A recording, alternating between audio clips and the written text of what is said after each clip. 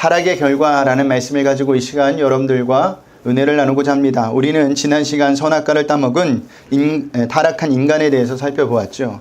사탄의 유혹과 시험에 넘어가 버린 인간은요, 하나님께서 먹지 말라는 선악과를 따먹었습니다. 하지만 그것이 끝이 아니었어요. 먼저 선악과를 따먹은 하와는요, 아담까지도 선악과를 따먹게 했습니다. 그로 인해 인간에게 죄가 들어와 버린 겁니다. 지난주에도 말씀드렸듯이 이것이 죄의 파급력이에요. 죄는요, 파급력이 있어서 또 다른 죄를 만들게 된다는 겁니다. 죄는요, 한 번으로 끝나지 않아요. 계속해서 인간에게 죄를 짓게 만듭니다. 그렇게 선악과를 따먹은 타락한 인간에게 제일 먼저 나타나는 결과가 무엇일까요? 우리 7절을 볼까요? 우리 한 목소리 읽어봅니다. 이에 그들의 눈이 밝아져 자기들이 벗은 줄을 알고 무화과 나무 잎을 엮어 치마로 삼았더라. 아멘. 자, 먼저는요, 눈이 밝아졌습니다. 그것도 서서히 밝아진 것이 아니라 선악과를 따먹자마자 바로 눈이 밝아진 겁니다. 그리고 단순히 눈이 잘 보일 수 있게 되었다는 의미 정도가 아니라 감았던 눈이 열리는 것처럼 지금까지 전혀 보지 못했던 것들 또는 봐서는 안 되는 것들을 확실하게 보게 되었다는 의미예요. 그런데 이 모두가 수동적 의미라는 사실을 아십니까? 수동적 의미가 무엇이죠? 말 그대로 원하지 않는 것을 강제적으로 당하는 것을 말합니다. 예를 들면 이런 겁니다. 학생들로 치면 하고 싶지 않은 공부를 누구 때문에 하는 거예요? 부모 때문에 하는 거예요. 어른들로 이야기하면요, 주말 예배 드리고 싶은데 부서 단합대회라고 해서 어쩔 수 없이 예배를 드리지 못하고 등산을 가는 겁니다. 이 모든 것이 수동적인 의미예요. 그러니까 선악과를 따먹자마자 자신의 의사와는 상관없이 눈이 밝아졌다라는 겁니다. 이처럼요, 사단의 유혹과 시험에 넘어가게 되면 그 이후에는요, 자신의 의사와는 상관없이 사단에게 붙들려 조종을 받게 된다는 겁니다. 그때부터 인간은요, 하나님을 떠나 사단에게 종노릇하는 자로 전락하게 된다는 거예요.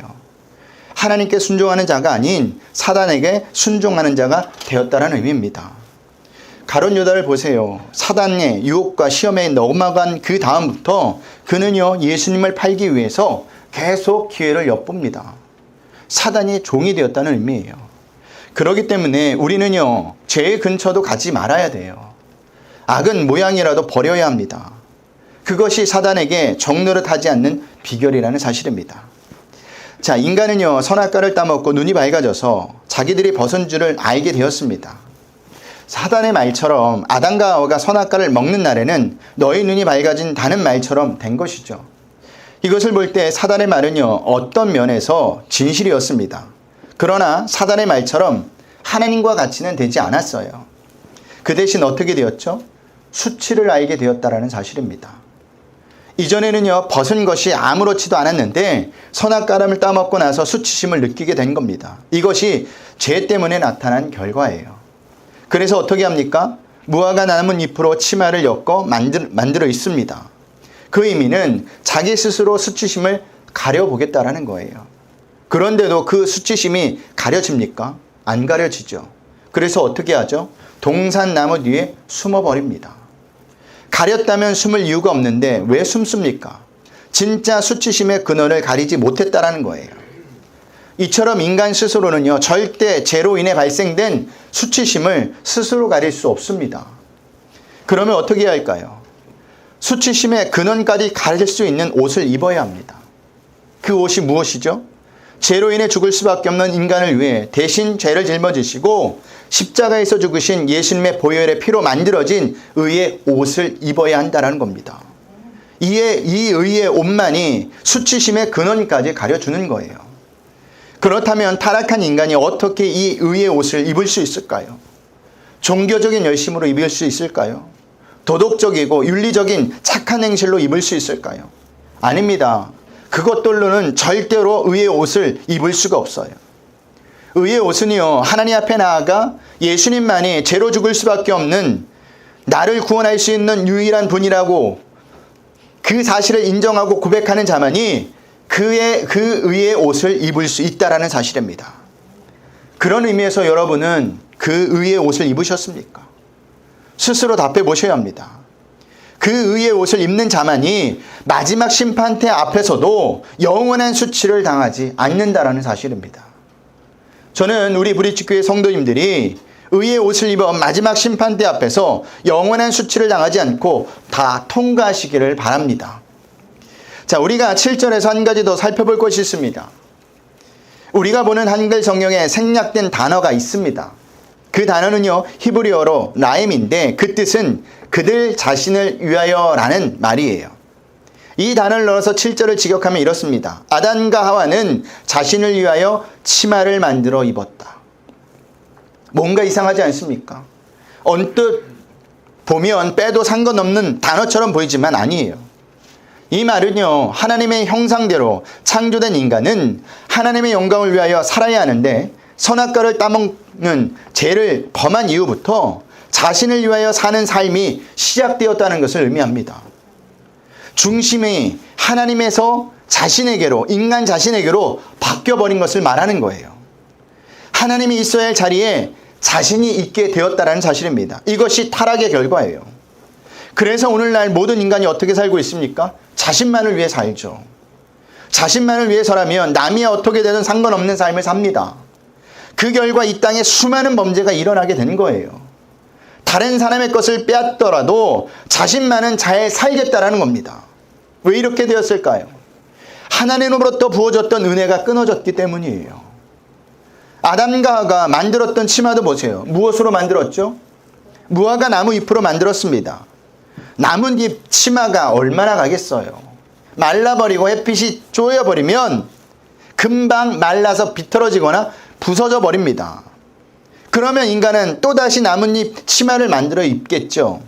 그렇게 만들다가 만들 재료가 없으면 어떻게 될까요? 그때부터 남의 것들을 빼앗기 시작하는 겁니다. 그게 이 땅의 전쟁이에요. 전쟁이 왜 일어나는 걸까요? 남의 것을 빼앗아 먹어보겠다고, 남의 땅을 빼앗아 보겠다고 하는 것이 전쟁입니다. 이것이 하나님으로부터 부어졌던 은혜가 끊어져 드러난 타락한 인간의 실존이에요.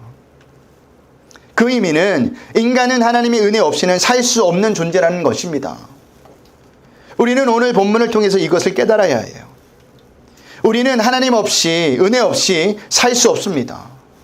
그래서 날마다 하나님께 나와서 은혜를 부어달라고, 나의 죄를 용서해달라고 기도하셔야 한다는 사실이에요.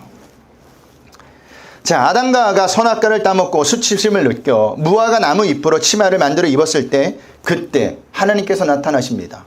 우리 8절을 보겠습니다. 한 목소리를 읽어봅니다. 그들이 그날 바람이 불 때 동산에 거니시는 여호와 하나님의 소리를 듣고 아담과 그의 아내가 여호와 하나님의 낯을 피하여 동산 나무 사이에 숨은지라. 아멘. 동산에 거니시는 여호와 하나님이라는 표현을 쓰고 있죠. 이 표현은요, 하나님께서 늘 통상적으로 했던 행동을 말하는 것이 아니라 죄를 범한 인간을 위해서 친히 일부러 찾아오신 하나님의 행동을 표현한 것입니다. 그때 왜 하나님은 일부러 아담과 하와를 찾아오셨을까요? 선악과를 따먹고 죄에 빠진 인간에게 다시 한번 기회를 주시려고 그때 찾아오신 겁니다. 사랑과 용서의 하나님이세요. 그런데도 인간은 어떻게 하죠? 하나님의 뜻을 이해하지 못하고 하나님의 얼굴을 피하여 동산 나무 뒤로 숨어버립니다. 이것이 타락한 인간의 모습이에요. 죄를 범하는 순간 인간은 하나님으로부터 멀어지는 겁니다. 하나님을 피하게 되어 있어요. 저도 어렸을 적에 사고를 치면 어머니를 늘 슬슬 피해 다녔습니다. 하지만 밤이 되면 어떻게 될까요? 집에 들어가야 돼요. 지금이야 아파트에서 방이 2-3개죠. 제가 어렸을 때는 단칸방에 살았습니다. 집에 들어가면 누가 반드시 마주칠까요? 어머니랑 반드시 마주치는 겁니다. 그때 깨닫습니다. 어머니는 절대 피할 수 없는 운명의 존재이구나. 마찬가지예요. 하나님의 얼굴을 피한다고 피해줍니까? 숨는다고 숨어질까요? 안 피해주고 숨어지지 않습니다. 그런데도 인간은 착각을 해요. 하나님의 얼굴을 피할 수 있다고, 하나님 몰래 숨을 수 있다고 생각하는데 그것은 아주 잘못된 착각입니다. 다윗은요, 일생 동안 하나님을 섬기면서 얻은 체험과 고백을 시편 139편을 통해서 우리에게 말해주고 있습니다. 다윗은 한때 하나님을 속일 수도 있고 하나님의 눈을 피할 수 있다는 생각을 했습니다. 마음속에 가진 생각은 하나님이 모르실 것이라고 생각했습니다. 그러나 다윗의 고백은 결국 어떤 고백을 하느냐? 우리 시편 139편 2절 3절을 보겠습니다. 우리 한 목소리를 읽어봅니다. 주께서 내가 앉고 일어섬을 아시고 멀리서도 나의 생각을 밝게 하시오며 나의 모든 길과 내가 눕는 것을 살펴보셨으므로 나의 모든 행위를 익히 아시오니. 아멘. 자, 하나님은요, 우리의 언어도 마음도 행위도 다 알고 계신다는 고백을 하고 있는 겁니다. 그 고백의 의미는요, 하나님께 어떤 것도 숨길 수 없고 속일 수 없다라는 거예요. 하지만 사람들은 이렇게 생각하지 않죠. 그래서 죄를 짓는 겁니다. 죄를 짓는 순간 하나님이 계시지 않는다고 생각하기 때문에, 하나님의 자신을 보지 않는다고 생각하기 때문에 죄를 짓는 거예요. 저는요, 커서 알았어요. 어머니에게 거짓말을 시켜서 돈을 뜯어낸 적이 있었거든요. 문제집을 산다고. 저는 어머니가 모를 줄 알았습니다. 근데 커보니까 아이들이 거짓말하는 게 눈에 보이더라고요. 그때 들었습니다. 아, 우리 어머니가 속아준 거구나. 어렸을 땐 그걸 모르니까 자꾸만 거짓말 시켜가지고 돈을 받아내서 딴 데 쓰는 거예요.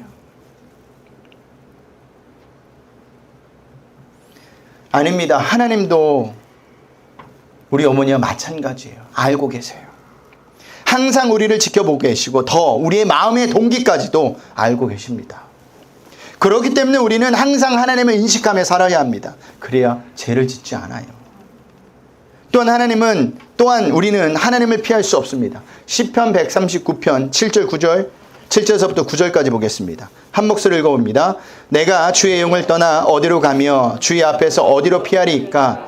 내가 하늘에 올라갈지라도 거기 계시며 수월에 내 자리를 펼지라도 거기 계시나이다.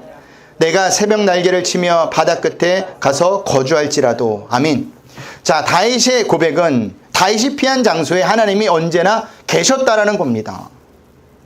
그 고백의 의미는 우리는 절대로 하나님을 피하거나 속일 수 없다라는 거예요. 그러면 어떻게 할까요? 하나님의 얼굴을 피하는 것을 포기하셔야 합니다. 그리고 오히려 하나님께 더 나아가야 한다는 사실이에요. 한두 번 피하다 보면 계속 피하게 되고요. 결국에는 하나님과의 관계가 완전히 단절돼요. 그렇기 때문에 하나님께로 더 나오셔야 합니다.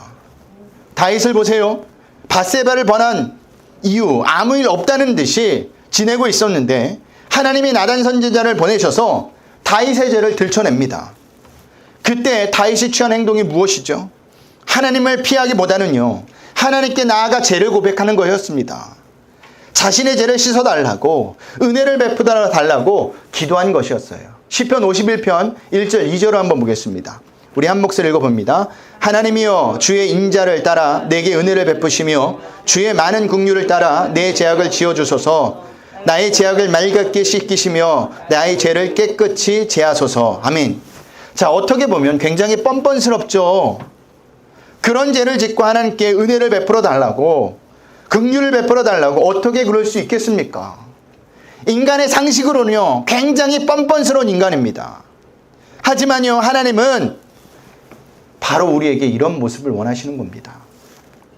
하나님은요, 죄를 짓고 당신의 얼굴을 피하는 것이 아니라 당신께 나와 내가 죄를 지었습니다, 나를 용서해 주십시오 라고 죄를 고백하는 자를 기뻐하신다는 사실입니다. 그렇다고 일부러 죄를 지으라는 말이 아닙니다. 생각해 보세요. 여러분의 자녀들이 부모인 여러분들에게 잘못을 저질렀어요. 그 일로 인해서 부모인 여러분들을 슬슬 피하기 시작합니다. 그러다가 아예 부모인 여러분의 얼굴을 뵐 면목이 없다고 집을 나가버렸어요. 그러면 잘됐다, 속썩이는 자식 하나 없어졌으니 내가 이제 편안하게 살아야 되겠네, 이렇게 생각하는 부부가 과연 있을까요? 없습니다. 어느 부모도 좋아하지 않습니다. 그건 잘못된 생각이라는 거예요. 제가 늘 이야기하죠. 저희 어머니가 저 동생을 늘 힘들고 사고를 칠 때마다 다시는 안 본다고 이야기했습니다. 근데 지금 누구랑 살까요? 동생이랑 살아요.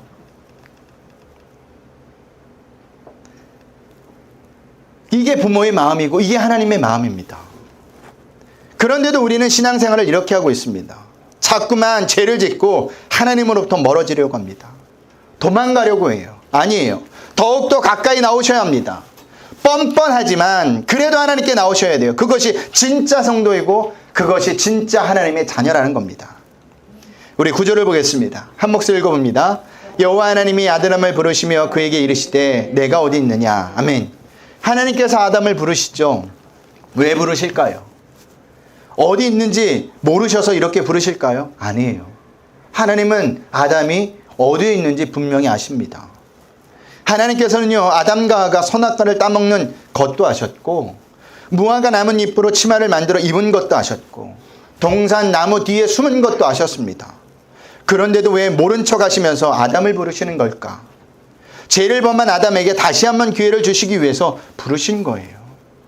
인간이 있어야 할 자리가 어디인지 다시 한번 깨닫게 하기 위해서 내가 어디 있느냐라고 부르신 겁니다. 벌을 주시기 위해서 부르신 것이 아니라, 심판하시기 위해서 부르신 것이 아니라, 다시 한번 기회를 주시기 위해서, 다시 한번 회복의 기회를 주시기 위해서 부르신 겁니다. 가룟 유다를 보세요. 가룟 유다가 회개할 기회가 없었던 것은 아닙니다. 예수님께서 계속해서 가룟 유다가 회개할 기회, 돌이킬 기회를 몇 번이나 주셨습니다. 하지만 가룟 유다는 어떻게 했습니까? 그 기회를 잡지 못했어요. 그 결과 어떻게 되느냐? 스스로 목숨을 끊어버리는 비참한 말로를 맞게 되었다는 사실입니다. 그렇기 때문에 우리가 하나님의 음성을 들었다면 하나님께 돌아가셔야 합니다. 그러면 다시 기회가 주어지는 거예요.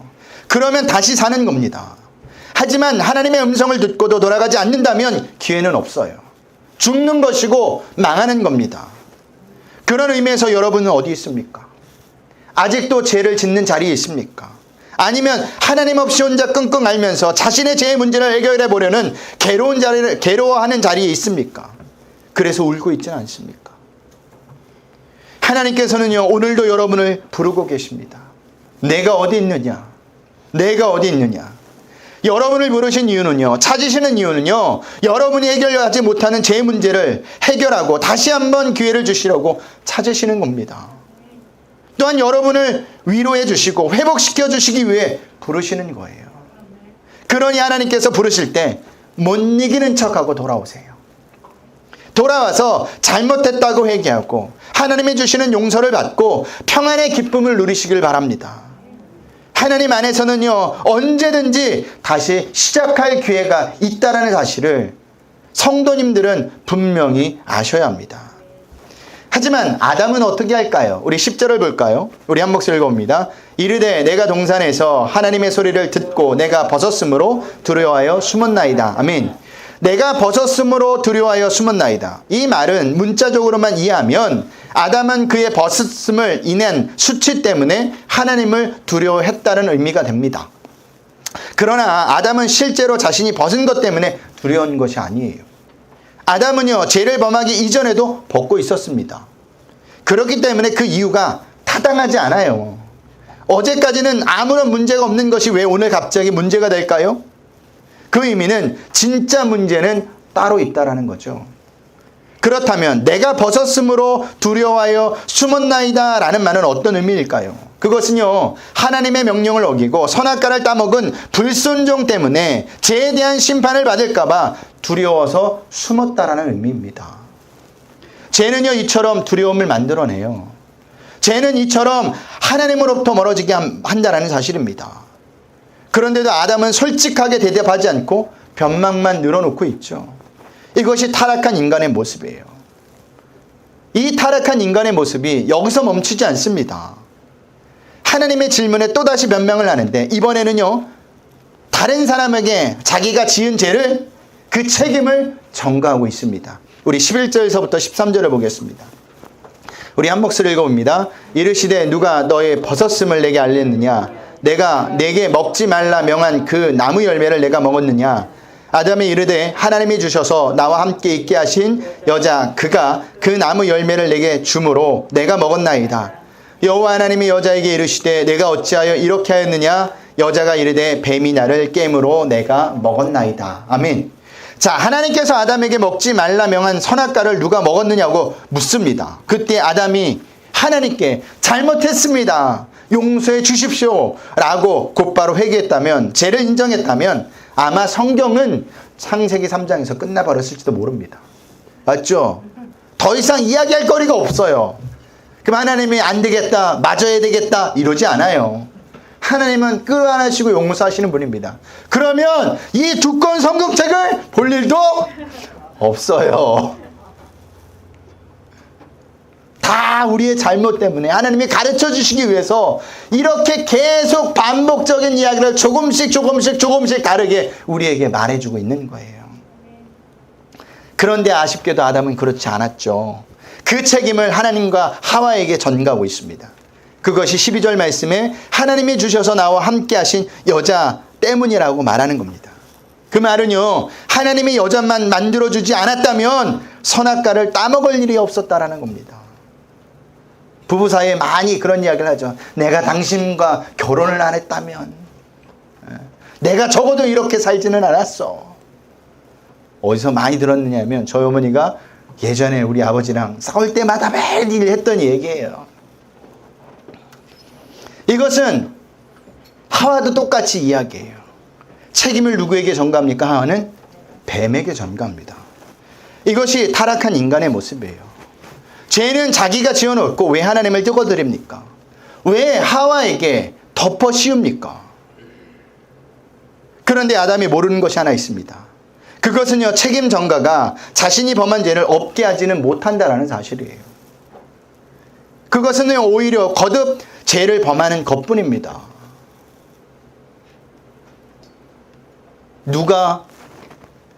자식 중에 누가 더 맞을까요? 핑계대는 놈이 더 맞아요.